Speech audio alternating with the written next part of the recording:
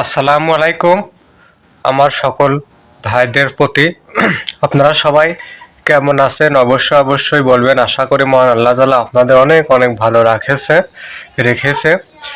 আজকের কিছু গুরুত্বপূর্ণ কথা নিয়ে আমি আপনাদের সামনে উপস্থিত হয়েছি।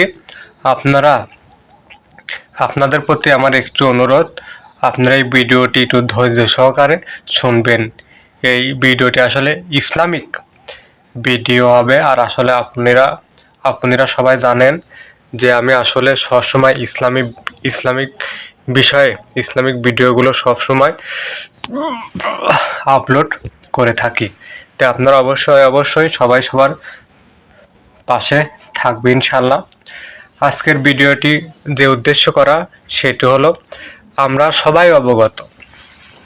সবাই অবগত আছি যে আমাদের যে শহর রয়েছে, আমাদের যে বাজারঘাটগুলো রয়েছে, বিভিন্ন দোকানপাটগুলো রয়েছে, সেখানে অবশ্যই আপনারা জানেন যে সেখানে চায়ের দোকানগুলো সেখানে থাকে। সেই চায়ের দোকানগুলোতে আমরা সবাই দেখি বলতে সবাই আসলে জানতে পারি বা বুঝতে পারি অনেক সময় আমরা যখন দোকানের সামনে দিয়ে অনিচ্ছাকৃতভাবে আসলে যে চায়ের দোকানে যে টেলিভিশন থাকে সেখানে আসলে নজরটা চলে যায় অনেক সময়। তে আমরা অনেক সময় দেখি যে চায়ের দোকান যারা আছে, ভাইরা যারা আছে, তারা কী রকম আসলে অশ্লীল গান বাজনা সেখানে আসলে বাজিয়ে থাকে। এটা আসলে খুব একটি দুঃখজনক। আমার চায়ের দোকান ভাইদের প্রতি একটি অনুরোধ থাকবে যে আপনারা সবসময় আপনাদের টিভিতে, টেলিভিশনে সবসময় যে ইসলামিক অনুষ্ঠানগুলো রয়েছে, যে ইসলামিক যে অনুষ্ঠানগুলো রয়েছে সেগুলো আপনারা দেখাবেন।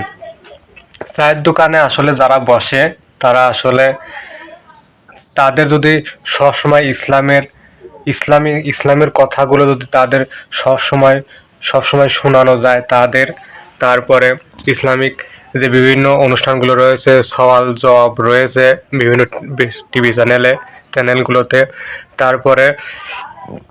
তারপরে আপনার হচ্ছে যে ওয়াজ মাহফিলগুলো রয়েছে, যে কোরআনের যে আলোচনাগুলো রয়েছে, তারপরে ইসলামিক গান রয়েছে, ইসলামিক গজল রয়েছে, কোরআন তেলাওয়াত রয়েছে, তারপর বিভিন্ন ভালো ভালো বক্তার বড় ভালো যারা হুজুর আছে, যাদের আসলে কোরআন হাদিসের ভালো জ্ঞান আছে, তাদের আলোচনা, কোরআন থেকে আলোচনা, এগুলো আসলে যদি আমার চায়ের দোকান ভাইয়েরা যদি দেখানোর সুযোগ করে দেয়, সে চায়ের দোকানে যারাই বসে আসলে তারা সেখান থেকে ইসলাম সম্পর্কে, কোরআন সম্পর্কে, হাদিস সম্পর্কে কিন্তু অনেক জ্ঞান অর্জন করতে পারবে, জানতে পারবে।